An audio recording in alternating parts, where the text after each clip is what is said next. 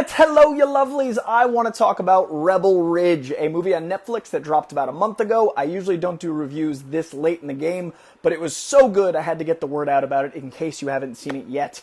If you're new to this page, I do comic book news, comic book reviews, as well as movie news and movie reviews, so hit that subscription bell if you like pop culture stuff, and a lot of my movie and TV reviews relate back to the comics books because I love the comics themselves and I love to talk about them. This movie came to my attention because Pierre was cast as Green Lantern. He is officially our John Stewart, and I kept hearing how good Rebel Ridge was. So this review is going to be a full spoiler review at the end. In the beginning, I'm going to keep it as spoiler-free as possible so you can enjoy the movie as I did, which was, I just heard it was good. Hadn't seen a trailer, didn't know Pierre's work, knew very little about it, and I think that really enhanced the experience. So I will give a very clear spoiler warning when I dive into the third act of the film. All right, without further ado, let's talk Rebel Ridge. And I'd love to know in the comments below what you thought of this film as well. Now, Rebel Ridge is a movie that feels on the surface like Rambo, and it is a compliment to compare anything to Rambo positively. Rambo is one of those films that redefined a generation of action movies because it was all of the action you want in a Stallone film, but it was coming from a place of heart and intelligence and had a sense of commentary to it. The film itself is a commentary on how we treat soldiers coming back from Vietnam, how the police complex in small towns can cause certain corruption. It was a commentary on a lot of things that movies didn't talk about to that scale at that time. And it lasted throughout many iterations, many sequels, and many decades in popularity because of how smart and captivating and nuanced and brutal it was in so many ways. Now, the sequels notwithstanding, that first film does so much right. So when I heard that Rebel Ridge was a Rambo-esque film, it had a very, very high bar to live up to. And I think, honestly, it exceeded the bar of what I expected. This actually ended up making my top 20 of the year, and it was so impactful that not only is this the perfect audition tape for John Stewart for the Green Lantern that Pierre is going to play, but I think it's a really important film for people that would just casually stroll upon something on Netflix. Because I think Rambo's right at that point where it's in the cultural zeitgeist, but I don't know if people are just coming across it. I think it's got nostalgia, and I think it's got fans, but I don't know if new generations are discovering Rambo to scale. This might be that. And I think this is a very important movie for a lot of reasons. We'll talk about the John Stewart of it all a little later, but just the movie itself, power corrupts. We know this. We talk about this ad nauseum. Society connects us, especially in the advent of the internet, so we see all of this corruption.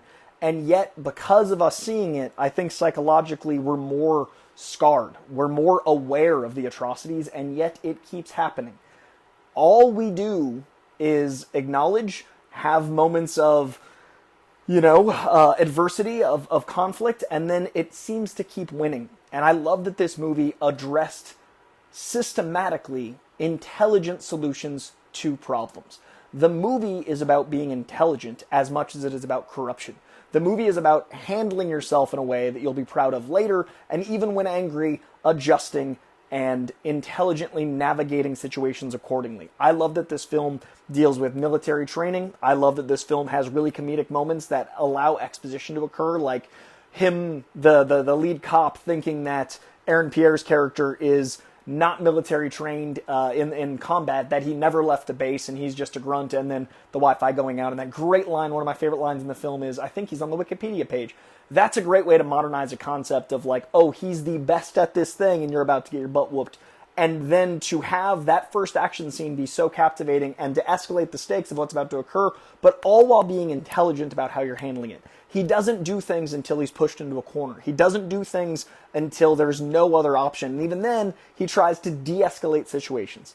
Now, we're living in a time where the power structure in the world is changing in a way that is terrifying for a lot of people. And it is going to be a really rough period of time where we need to be both aware and intelligent in how we react. And I think there's honestly a lot to be said about the world we're living in now not being as evolved as we thought it was, about Rambo being as topical as it was when it was made, about a movie like Rebel Ridge still being prevalent and important today. And I do think there is a certain amount of conversation to be had about how we haven't been able to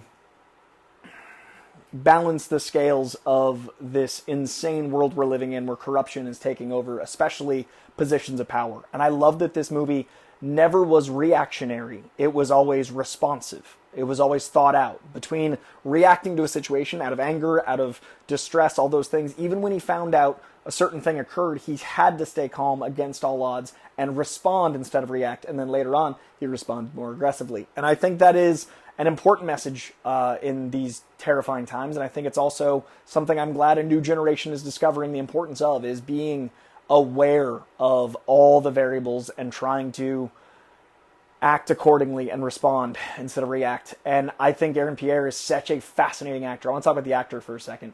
Aaron Pierre is able to convey himself as a military man, as an intelligent, capable warrior, as someone who has so many emotions, and I love that the emotions were never seen as weakness, they were seen as strength.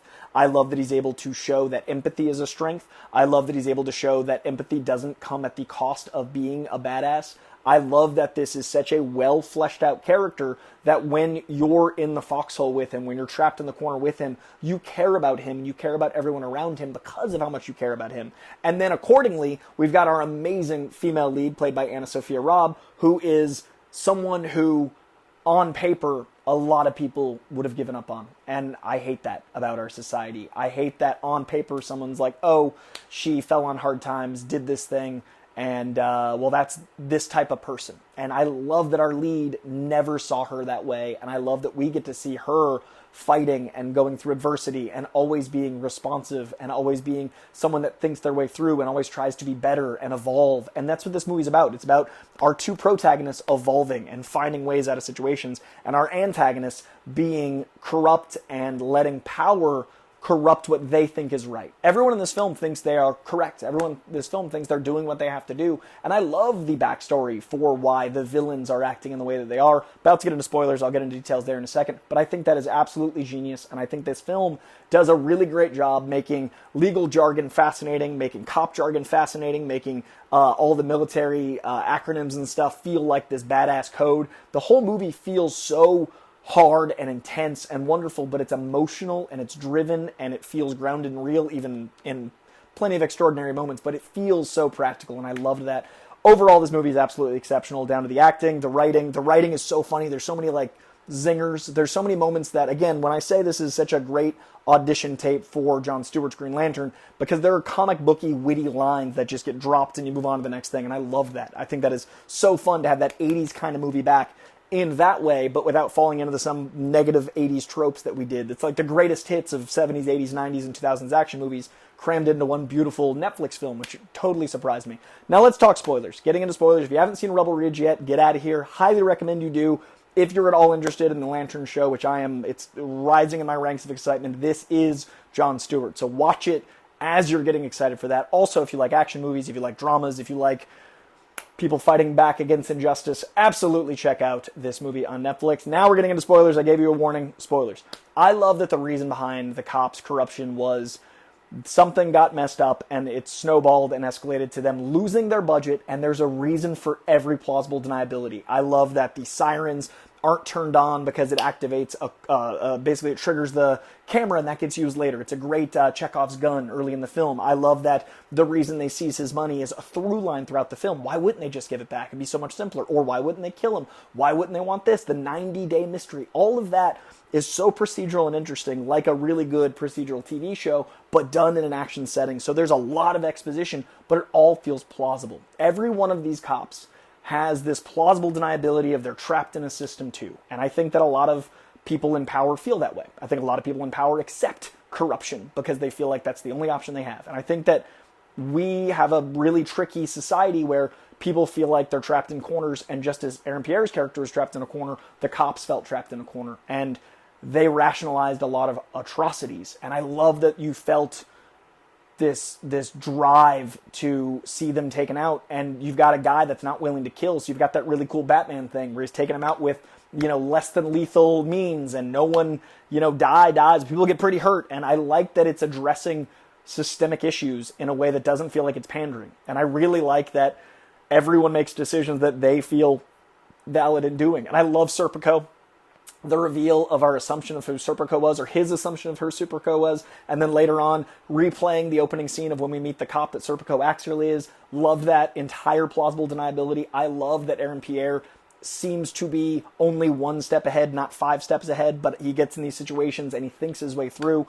Again, I love the Anna Sophia Robb character's backstory of why she's trapped in this position and making a mistake that snowballs into another mistake that mirrors the cops making a series of snowballing mistakes. Everyone got put in a horrible situation, and one side was trying to get out of it justly, and one side was trying to dig a bigger hole unjustly, but felt like they deserved it. They deserved that money. They deserved this. And I just really think it's an important morality tale. I think it's wrapped in a beautiful action bow. I think it is a great story about people being addicted to various things, addicted to power, addicted to money, addicted to, in the female lead's case, drugs that she has kicked, and now she's trying to do the right thing. She's trying to use the system for a benefit. She's trying to help others, and I love that that explains so much of why she's trying to help him. I love that the cousin, got put in a horrible situation that escalated, that was a little thing that got bigger and bigger and bigger. All the assumptions of this film and all the writing in this film is so fun to look at your perceptions of what would I do in this situation? How would I get out of this? Would I be able to respond versus react?